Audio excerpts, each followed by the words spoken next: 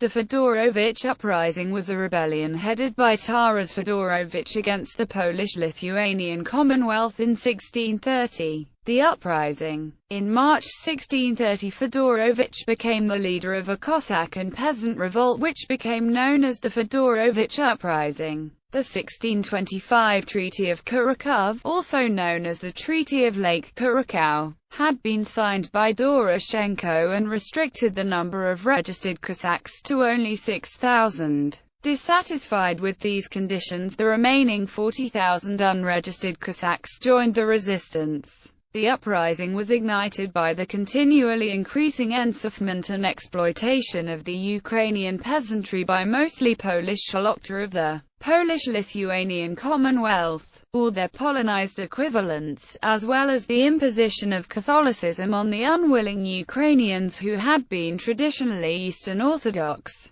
About 10,000 rebels proceeded from the Zaporozhye Sich towards the Upper Dnieper territories overrunning the Polish forces stationed there. The rebels captured and executed the hetman of the registered Cossacks Ryhory Chorny for his pro-Polish stance and support of the Union of Brest. The rebels came to an agreement on their new leadership by nominating Fedorovych for the position of hetman. Fedorovych addressed the Ukrainian commoners with several universal acts and called upon everyone to join his uprising against the Polish usurpers. The turbulence spread over the nearby territories, with many Cossacks and peasants rising against the local Polish nobles as well as wealthy Jewish landowners who, despite their limited involvement in the local power structure, were also resented. As clashes increased, casualties rose on both sides. After victory at Korsun-Shevchenkivsky over the Polish army sent against them, the rebel Cossacks controlled a large territory that included Korsun,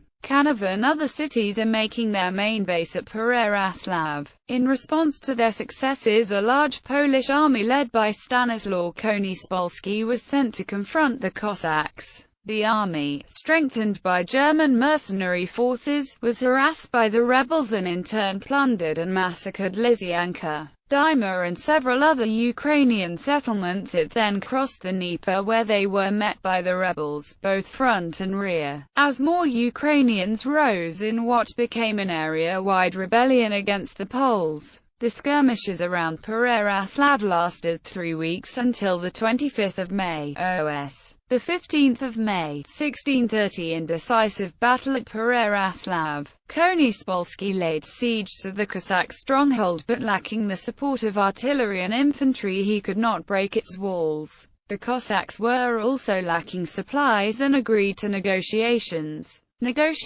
Fedorovich's military successors forced Konispolski to initiate negotiations with the Cossack leadership, which concluded with the Treaty of Pereyaslav in 1630. Many of the demands of the non-registered Cossacks and their leader Fedorovych were discarded in the treaty by other Cossack starshinas. The main requirement voiced by Fedorovych and his supporters was that the Cossack privileges routinely guaranteed to the limited number of registered Cossacks should be granted to all runaway peasants who claimed Cossackdom. This was rejected, and in a narrow compromise the Cossack register was enlarged from 6 to 8,000. In return, Konispolski demanded that Fedorovych be delivered into Polish custody. Fedorovych, uncertain of the decision that would have been reached, was in over his head with the compromising faction of Cossack leadership. He left Pereyaslav along with other Cossacks dissatisfied with the agreement, and they headed for the Cossack stronghold of the Zaporozhye Sich. The Starshina faction, who had agreed to a compromise with Poland, elected Timofey Orendrenko, and his hetmanship was confirmed with Konispolski's agreement.